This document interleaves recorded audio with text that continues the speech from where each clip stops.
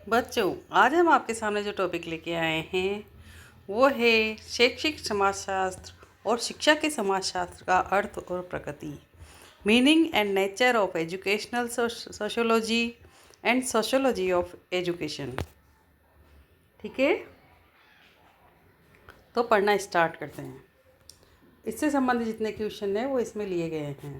पहला क्वेश्चन है, सामाजिक संबंधों का ज्ञान है, समाज की परिभाषा किसने दी? तो ये सामाजिक संबंधों का ज्ञान है, ये परिभाषा दी है मैकाइवर और पेज ने। क्वेश्चन नंबर 2, शैक्षिक समाजशास्त्र किससे संबंधित है?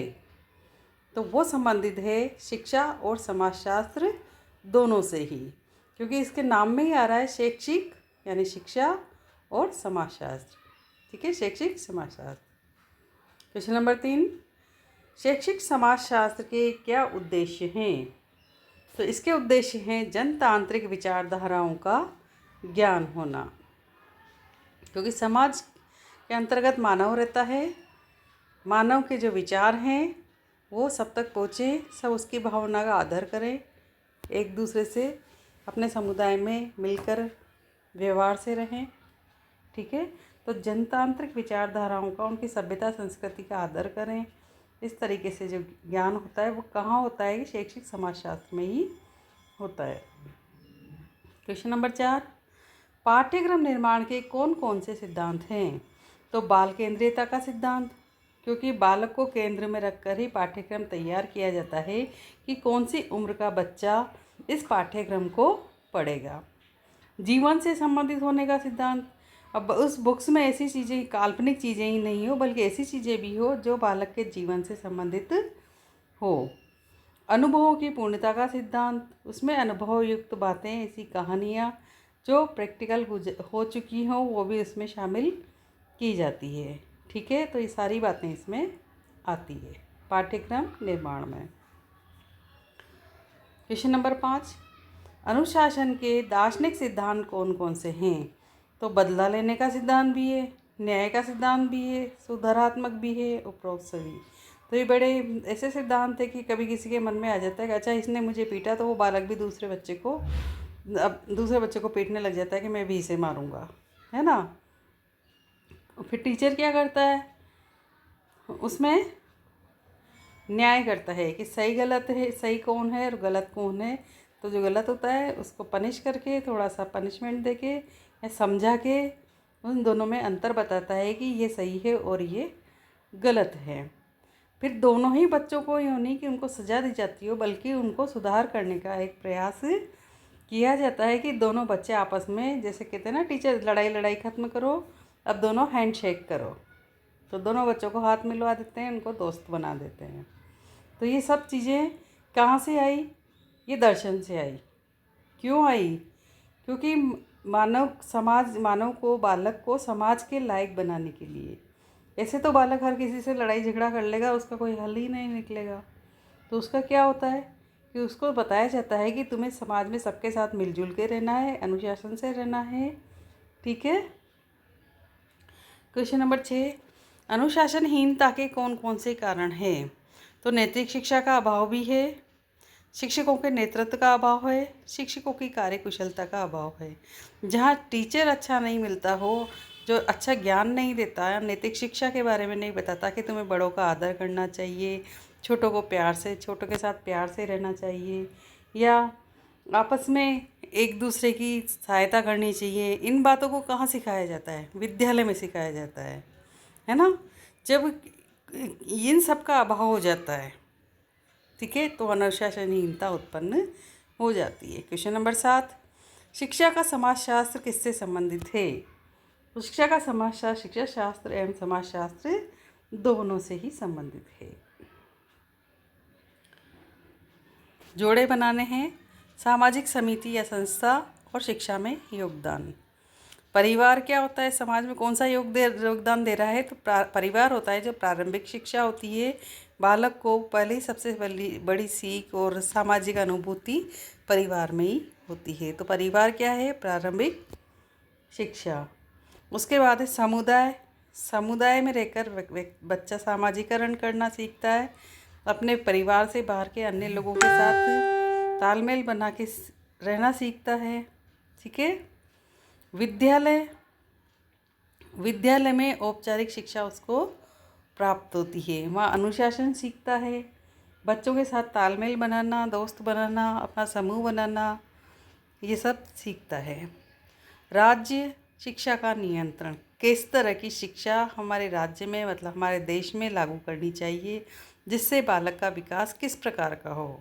यदि एक अच्छे नेता बनाने हो तो शिक्षा उसी तरह की होगी, अच्छे इंजीनियर डॉक्टर बनाने हो तो शिक्षा उसी तरह की होगी, और यदि अच्छा मानव और अच्छा नागरिक बनाना हो तो शिक्षा के अंतर्गत यानी चैप्टर पाठ्यक्रम के अंतर्गत उन्हीं चीज़ों को उसमें जोड़ा जाएगा। तो शिक्षा का नियंत्रण किसके पास होता है? राज्य के पास होता है। ठीक है। आगे देखते हैं सत्य असत्य। क्वेश्चन नंबर 1, शैक्षिक समाजशास्त्र पहले शिक्षा और फिर समाजशास्त्र से है। बिल्कुल सही है। शैक्षिक समाजशास्त्र क्या है? पहले शिक्षा और फिर समाजशास्त्र है। क्वेश्चन नंबर 2, शैक्षिक समाजशास्त्र शिक्षा पर लागू समाजशास्त्र है। ये भी ठीक है। शिक्षा पर लागू समाजशास्त्र शैक्षिक समाजशास्त्र है। क्वेश्चन नंबर 3, विद्यालय एक सामाजिक उपव्यवस्था है, क्योंकि व्यक्ति समूह बनाकर रहना, अपने दोस्त बनाता है, उनके साथ खेलता कूदता है तो वो समूह में रहना सीख जाता है, इसलिए सामाजिक उपव्यवस्था है। क्वेश्चन नंबर 4, समुदाय की प्रकृति प्रारंभिक शिक्षा को निर्धारित करती है। ठीक है। जो उसका समुदाय है, उसके परिवार, उसके आसपास के लोग हैं, समाज के लोग हैं, तो वहाँ से वो प्रारंभिक शिक्षा सीखता है, उनसे व्यवहार करना सीखता है। क्वेश्चन नंबर 5, घर प्राथमिक शिक्षा देता है। बिल्कुल सही है। जब बालक बहुत ही छोटा होता है तो वो घर में ही रहता है, परिवारजनों के बीच में रहता है, तो उसे सिखाया जाता है दादाजी दादी जी को प्रणाम करो, है ना, मम्मी पापा का आदर करो, चलो ये काम करो, ऐसे करो, ऐसे रहो, उनको नमस्ते करो, इस तरह की बातें घर में ही बताई जाती है। क्वेश्चन नंबर 6, विद्यालय सामाजिक परिवर्तन नहीं कर सकता। सही बात है। विद्यालय का काम शिक्षा देना होता है, उसे नैतिक बनाना होता है, लेकिन सामाजिक परिवर्तन विद्यालय नहीं कर सकता। क्वेश्चन नंबर 7, विद्यालय सामाजिक नियंत्रण नहीं कर सकता। सामाजिक नियंत्रण विद्यालय नहीं करेगा, क्योंकि समाज में जो गतिविधियाँ होती है उसमें विद्यालय भूमिका नहीं निभा सकता। विद्यालय पाठ्यक्रम, शिक्षक और शिक्षार्थी के अंतर्गत ही काम करता है। क्वेश्चन नंबर 8, 50% भारतीय अशिक्षित है। ये बिल्कुल गलत है। आज के ज़माने के अनुसार हमारे यहाँ शिक्षा का प्रचार बहुत अच्छी तरह से पूरे देश में हो चुका है। ठीक है। क्वेश्चन नंबर 9, भारतीय समाज के अनेक लक्षण शिक्षा में बाधक है। अनेक लक्षण, बिल्कुल आज भी ऐसे समाज है, भारत के समाज में ऐसी ऐसी गतिविधियाँ होती है, जैसे किसी देवी को बकरी की बलि देना, या गाय के साथ कहीं अत्याचार होना, उसको आदर नहीं करना, या अन्य ऐसी बहुत सी चीज़ें हैं जो भारतीय समाज में लिखी तो मानी तो नहीं गई है, लेकिन लोगों को एक साधारण तरीके से इनको यूज़ कर रहे हैं। किसी देवी को शराब चढ़ाना, या एक व्यक्ति यदि कोई एक्सीडेंट हो गया और कोई व्यक्ति वहाँ पर रुक के उसको पुलिस तक पहुँचाना या अस्पताल तक पहुँचाने की जगह क्या करते हैं, वीडियो बना लेते हैं और आगे चल देते हैं और सोशल मीडिया पे उसके एक्सीडेंट को अपलोड कर देते हैं कि ये है एक्सीडेंट हमने देखा। तो ये क्या है? ये अमानवीय कृत्य यहाँ पे अब होने लग गए हैं। इसलिए भारतीय समाज के अनेक लक्षण शिक्षा में बाधक है। जो समाज धीरे धीरे परिवर्तनशील होता जा रहा है, ये शिक्षा में बाधक बन रहा है। क्वेश्चन नंबर 10, भारतीय समाज शिक्षा के लिए आदर्श समाज है। ये बिल्कुल नहीं कहा जा सकता कि शिक्षा के लिए आदर्श समाज है भारतीय समाज, क्योंकि समाज परिवर्तनशील है। अभी मैं इन चीज़ों को बता के निपटी हूँ आपको कि भारतीय समाज शिक्षा के लिए आदर्श समाज नहीं है, क्योंकि वो परिवर्तनशील है, उसमें समय अनुसार परिवर्तन होना आवश्यक है। क्वेश्चन नंबर 11, शैक्षिक समाजशास्त्र जनतंत्र का समर्थन करता है। बिल्कुल, जो हमारी जो शिक्षा दी जाती है समाजशास्त्र के अंतर्गत, जो शिक्षाएँ हमें दी जाती है समाज में रहने की, व्यवहार करने की, गतिविधियाँ करने की, मान्यताओं को मानने की, तो वो जनतंत्र का यानी कि एक समूह बना कर रहना, सबके साथ व्यवहार से प्रेम पूर्वक रहने की शिक्षा हमें दी जाती है। क्वेश्चन नंबर 12, आधुनिक शैक्षिक समाजशास्त्र राजकीय नियंत्रण के विरुद्ध है। बिल्कुल आधुनिक जो गतिविधियां हैं वो राजकीय नियंत्रण के बिल्कुल विरुद्ध जा रही हैं, ये बात सत्य है। क्वेश्चन नंबर 13, शैक्षिक समाजशास्त्र संस्कृति के समाजशास्त्र से घनिष्ठ है। बिल्कुल शैक्षिक समाजशास्त्र जो होता है उसमें हर समाज की संस्कृति के बारे में बताया जाता है। क्वेश्चन नंबर 14, सामाजिक मूल्य शिक्षा द्वारा उत्पन्न किए जाते हैं। तो सामाजिक मूल्य है वो कहाँ बताए जाते हैं कि समाज में कैसा उठना बैठना है, कैसे रहना है, क्या करना है, कौन से समाज में कौन सी मान्यता प्राप्त है या उनकी कौन सी गतिविधियाँ होती है, वो इसमें बताए जाते हैं। क्वेश्चन नंबर 15, भारतीय संविधान अनिवार्य शिक्षा का प्रावधान करता है। बिल्कुल सही है कि हमारे यहाँ जो छोटे बच्चे होते हैं 6 से 14 वर्ष तक के बच्चे के लिए अनिवार्य शिक्षा का प्रावधान है कि कोई भी बालक किसी भी जगह काम नहीं करेगा, मजदूरी नहीं करेगा, बल्कि वो विद्यालय में जाके निःशुल्क शिक्षा ग्रहण करेगा। क्वेश्चन नंबर 16, भारतीय परिवार शिक्षा के लिए बहुत काम करता है।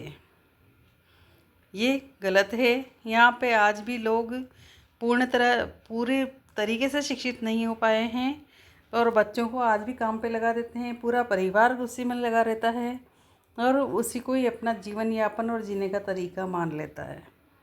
तो ये बात सत्य नहीं है। कृषक समाज में शिक्षा की आवश्यकता नहीं होती। बिल्कुल गलत है। कृषक क्यों नहीं होगी कृषक समाज में शिक्षा की आवश्यकता?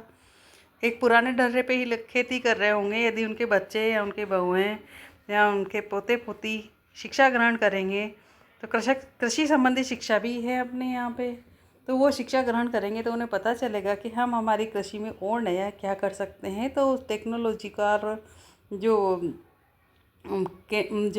उसमें उपज में प्राप्त होने वाली वस्तुओं का उपयोग वो उसमें करके और ही अच्छा उसको कर सकते हैं। इसलिए शिक्षा की आवश्यकता सभी को होती है। ऐसा नहीं है कि कृषक समाज को शिक्षा की आवश्यकता नहीं है ना। क्वेश्चन 18, औद्योगिक समाज अनिवार्य शिक्षा पर बल देता है। बिल्कुल देता है। औद्योगिक समाज है, टेक्नोलॉजी समय अनुसार परिवर्तित होती जा रही है। किसी समय में ये कंप्यूटर और लैपटॉप और मोबाइल एक चीज़ मानी जाती थी कि अरे ऐसी चीज़ आएगी समाज में, लेकिन आज एक छोटे छोटे बच्चे के हाथ में ये चीज़ है। तो ये टेक्नोलॉजी का ज़माना है ना, औद्योगिक ज़माना है, और इस तरह के परिवर्तन यहाँ पे होते रहते हैं। तो औद्योगिक समाज अनिवार्य शिक्षा पर जोर देता है। इसका मतलब है कि बालक को जब शुरू से ही हम चीज़ों के संपर्क में रखेंगे, मशीनों के संपर्क में रखेंगे, ठीक है, तो वो शिक्षा ग्रहण करना उसका बहुत ज़रूरी हो जाता है। क्वेश्चन नंबर 19, प्राथमिक शिक्षा समाजीकरण में सहायक है। बिल्कुल सही है। बालक प्राथमिक शिक्षा कहाँ से मिलती है? उसको विद्यालय में और घर पर मिलती है, अपने परिवार में रह के मिलती है, और उसके बाद वो विद्यालय जाता है, 1 से 5वीं तक की प्राथमिक शिक्षा करता है, वहाँ टीचर के संपर्क में आता है, वहाँ अनुशासन सीखता है, बच्चों से व्यवहार करना, दोस्त बनाना, ये सब सीखता है।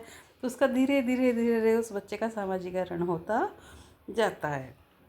विद्यालय और समुदाय परस्पर निर्भर है। बिल्कुल है।